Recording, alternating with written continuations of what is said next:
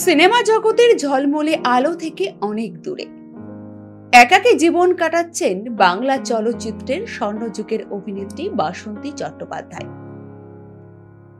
উত্তম কুমার, সুচিত্রা সেনের মতো কিংবদন্তিদের সঙ্গে পর্দা ভাগ করে নেওয়া এই অভিনেত্রীর বর্তমান জীবন কঠিন সংগ্রামের প্রতিচ্ছবি। 85 বছর বয়সেও নিজের খরচ চালানোর জন্য অসুস্থ শরীর নিয়েও কাজে যেতে হচ্ছে তাকে। কি বললেন এদিন অভিনেত্রী?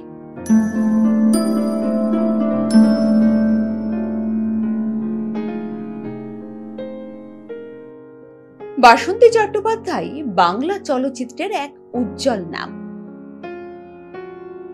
তার অভিনীত চলচ্চিত্রগুলো বাংলা সিনেমার ইতিহাসে গুরুত্বপূর্ণ অধ্যায় হয়ে আছে।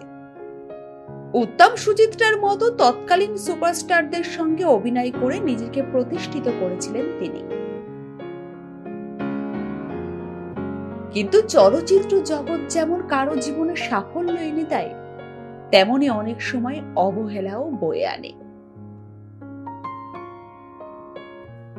একসময় বাংলা চলচ্চিত্রের অন্যতম পরিচিত মুখ ছিলেন বাসন্তী চট্টোপাধ্যায়।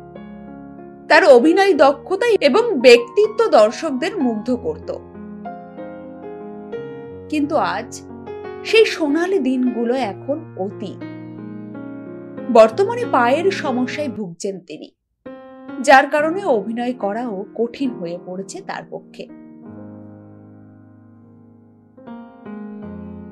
বাসন্তী দেবীর জীবনের এই অধ্যায়টি আমাদের সমাজের একটি নির্মম সত্যকে তুলে ধরে।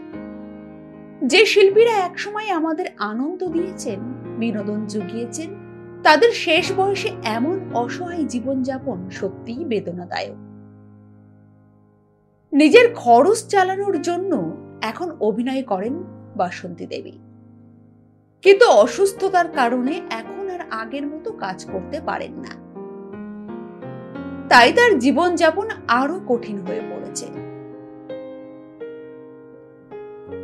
এই পরিস্থিতিতে তার পাশে দাঁড়িয়েছেন সহকর্মীরা। অভিনেতা ভাস্বর চট্টোপাধ্যায়, প্রযোজক স্নেহাশিস চক্রবর্তীর মতো মানুষরা সাহায্যের হাত বাড়িয়েছেন। কিন্তু এই সাহায্য যথেষ্ট নয়। এদিন সংবাদ মাধ্যমকে এই প্রবীণ অভিনেত্রী জানিয়েছেন, ফিজিওথেরাপি করতে গিয়ে বেকায়দায় পা পড়েছিল তার থেকেই সমস্যা। ভালো করে দাঁড়াতে পর্যন্ত পারছেন না, ফলে শুটিংও বন্ধ। স্টুডিওয় যাওয়া নেই মানে রোজগার বন্ধ। জমানো টাকা থেকে সংসার চালাচ্ছি, দিন চলছে আমার, চিকিৎসার খরচও, বললেন তিনি। অভিনেত্রী প্রযোজক স্নেহাশিস চক্রবর্তী জনপ্রিয় ধারাবাহিক গীতা এলএলবিতে দাপটের সঙ্গে অভিনয় করছিলেন। এই প্রসঙ্গে তিনি ধন্যবাদ জানিয়েছেন স্নেহাশিস চক্রবর্তীকে। জানিয়েছেন, প্রযোজক তার চিকিৎসা বাবদ 90,000 টাকা অর্থ সাহায্য করেছেন। একইভাবে সমাজ মাধ্যমে তার জন্য কলম ধরেছিলেন অভিনেতা ভাস্বর চট্টোপাধ্যায়।